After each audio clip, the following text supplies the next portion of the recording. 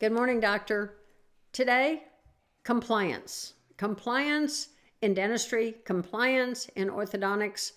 Well, it's something that's usually lacking, and that's why we have to talk about it with our patients. And even then, we don't always get the results we hope for.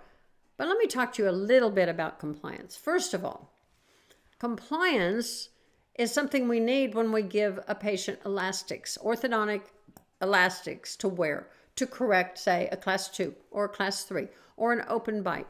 Something that will help change the bite in ways that we cannot do very well without the elastics. Sometimes we cannot do it without the elastics. And compliance becomes a huge issue. And I want to tell you something that will help you in telling your patients and their parents why it's important that these elastics be 24/7. Because it's easy for them to think they've been wearing it maybe 20 hours out of the day. They've only had them out 4 hours. And so it shouldn't be a big deal. They think they're doing pretty well. And then when they're not making progress, it's most frustrating for everyone concerned.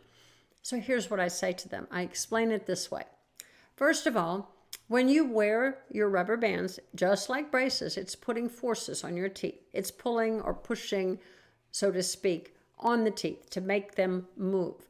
And we're basically talking about the roots of the tooth, because the root of the tooth is surrounded by bone, and we're trying to push it in one direction or another.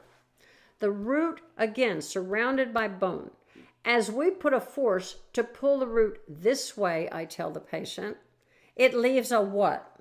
And they say, space. Yes, exactly, a space.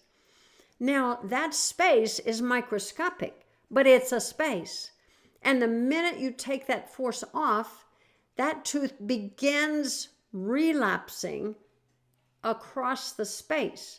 After about an hour and a half, you may have lost every bit of the work you've done for the last 20 hours. Later, that space gets filled in by bone, and there's no longer a space, but not immediately. So when you wear your elastics, if you make sure that you take them out to eat for no more than an hour or so, and then brush your teeth, that won't even take an hour, you're fine. But if they're out for 2 hours or more, absolutely, you're probably losing a good bit, if not all, of what you've done over the last many hours. And once I explained that to them, I had a young man say to me recently, a 16-year-old, wow, so I've been basically getting nowhere. He got it. Now, this is a motivated kid, for sure.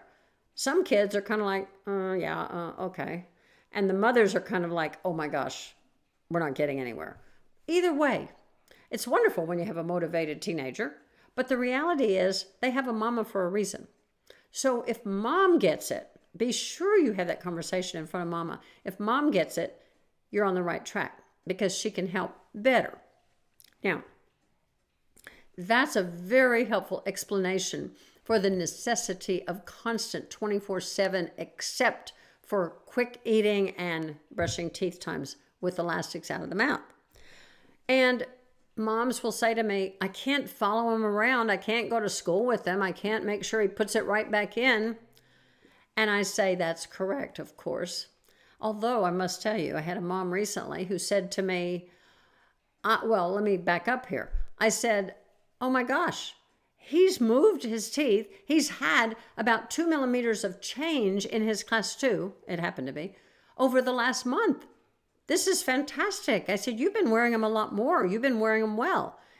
And he said, I guess so. Mom comes to school and checks on me every day after lunch and after snack. And the mom said, well, I'm nearby and I just decided we're going to get this thing done. So some moms can go to the school, not all, some are working, but it was a wonderful thing to see because she was motivated to help her child get the job done. But that can't always happen. And in today's parenting and child situations, sometimes it won't happen anyway. And you can't change that.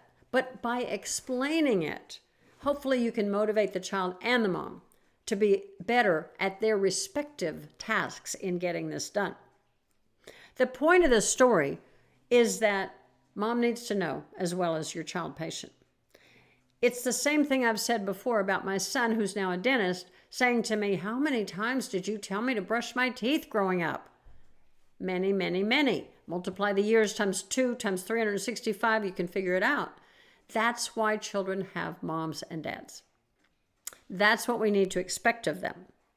The parents are part of the equation. And if you have these conversations without the parents there, especially the moms usually, it's going to be a lot harder to have it done. So those are some thoughts for you on compliance, a little bit of extra help on how you can explain the rubber band compliance, the elastic compliance. And remember, at the end of the day, doctor, they are not your children. These parents are not your responsibility. You have done a good job by giving them the best information you can give them and making them aware as possible of what they can do. And then you have to let them be who they are. That's all you can do. Dr. Chris, signing off.